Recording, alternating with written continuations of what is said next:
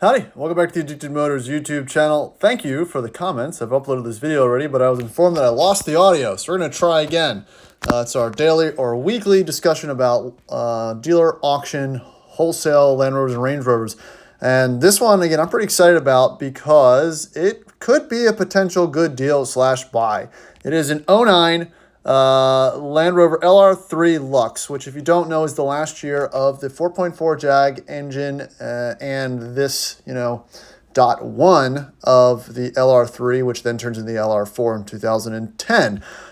So it's Tonga green. It's got the body matched cladding and bumpers, so it looks a little bit more modern. It has the LR4 wheels and things like that. So it looks good. It looks better, and it's almost listed around $3,500.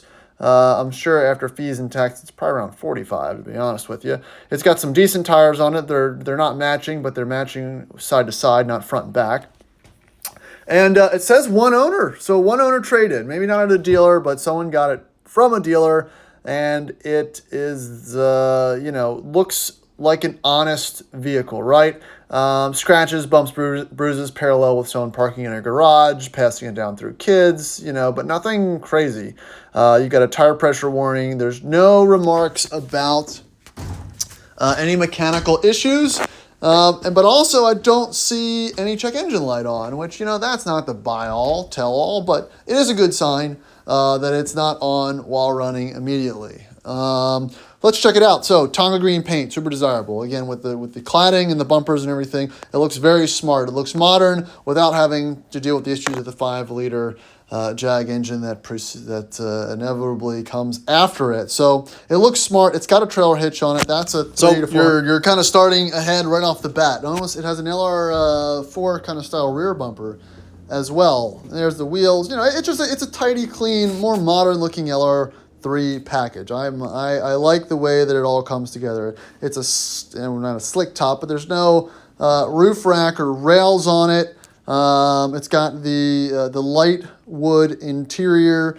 So yeah, there's the tack. The 08, 09 has a little slightly updated, more modern looking gauges.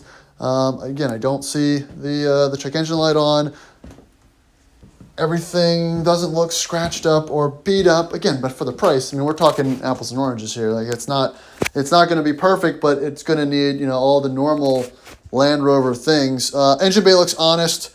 Battery probably was dead and they jumped it, but it's got orange coolant. All the little fittings and stuff aren't super rusty. So just how you want to see it, just maintained or potentially maintained, honest, dusty, not cleaned up and glitzed up.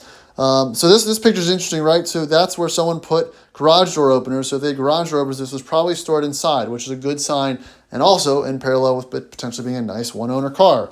Again, it's a little foggy, so the paint looks faded, but I don't believe it's faded. Again, that's the interior. Everything seems good. What I'm getting at is I think this is a good deal. I think if it runs and drives, it doesn't have any major issues. You're going to have to do all the Rover things, control arms, MAF sensor, change oil, transmission pan, all that stuff that people don't do probably will have to be on the bill, but you're starting low enough that it's not going to kill you if something goes wrong. So that's it. Thanks, guys. Check in the next one.